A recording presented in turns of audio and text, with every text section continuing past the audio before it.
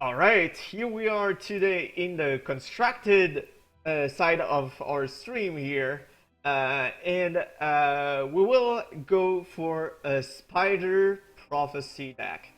So the Spider Prophecy is a little weird, uh, sort of. So it's a mono Sapphire Spider. So we play 14 Sapphire Shard, 4 Star Sphere, which are working fairly effectively with Thunderfisher and Thunderfield, and also sometimes with Lanopacite because you can shoot some cards and that way you actually draw a good card that it prophesies that you know of. That's usually game changing. Um, and then we play Silk because we play like 12 Venants. So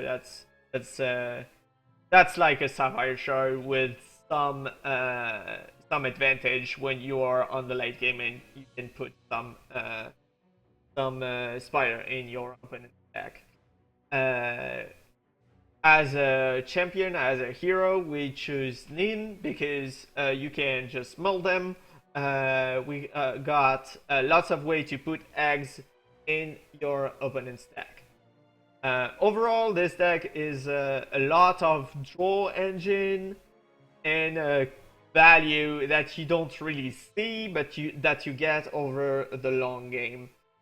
So there is first some card draw, there is some quality draw. So we'll start off with a quality and card draw. So there is Arcane Focus and Thunder Fissure, the two 1-drops that are making some good quality stuff that makes you either choose a card with Arcane Focus or Thunder Fissure that makes your next action way better. Then there is some Cerulean Mirror Knights that are working quite nicely with every single troop outside of Thunderfist here, and also with the eggs and with the Spiderlings, which are 2/2s, which are 2 cost, which means when your opponent will die, will kill some of the spiders, you will draw some cards. Then I decided to go for Nask Webguard because first it's a good blocker. You can usually block a first hit of Hierophant with it without trading, without jumping, which is sometimes really important.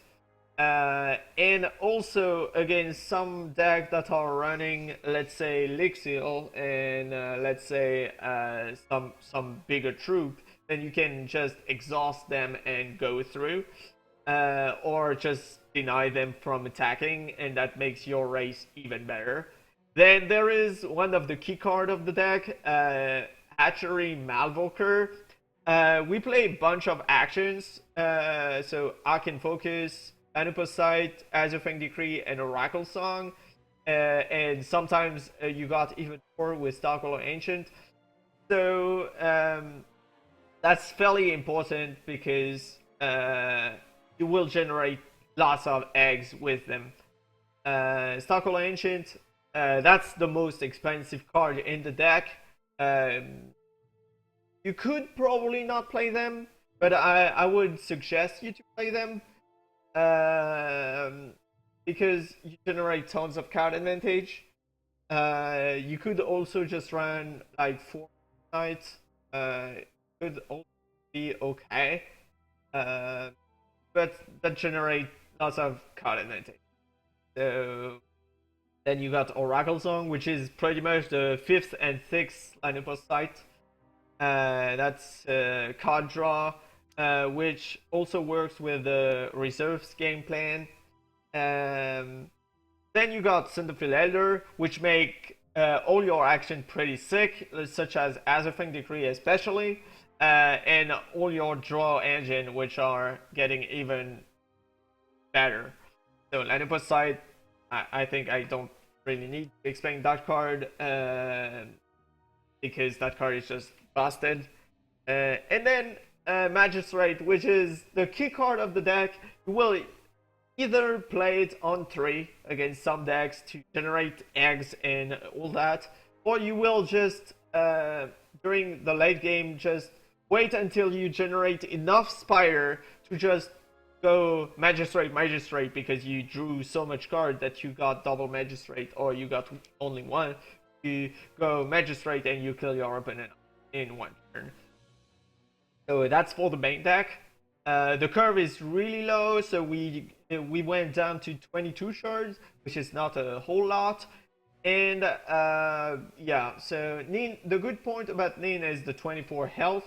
That's fairly important in the Yotl matchup, for example, which means in some case you can race them with the Spiders and Triple Magistrate because it's a 0-5 and it's really tough to kill. In the sideboard, we do have some way to get way more aggressive, especially when it comes down to playing against aggressive deck.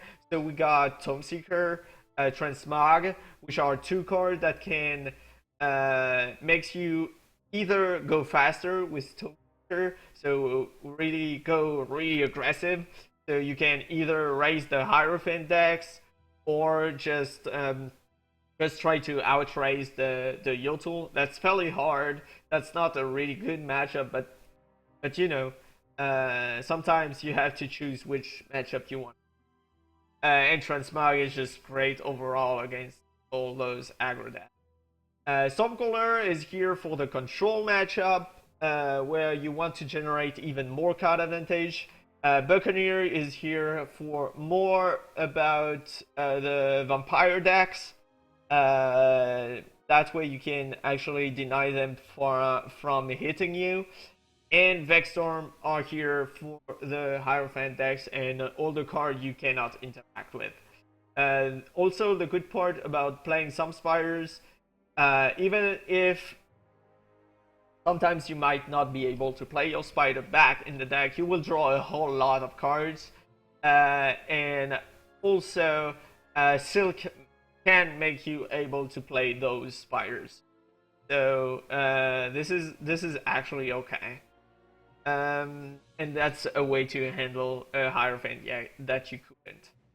So I think that's it. This is about it for the presentation of the deck. Synergy wise, there is not anything in particular outside of playing Magistrate the proper way. This deck is fairly easy to pilot. You have to be careful about how you see thing, but otherwise, as you can see, there is no interrupt and no removal. So you focus on doing your plan the best way you can, rather than interact a whole lot. And that's usually what the decks that are working well are doing nowadays. Not interacting a whole lot, but having a plan that does it fairly consistent. So that was it, and we'll jump into the constructed ladder and see if we can go up with it.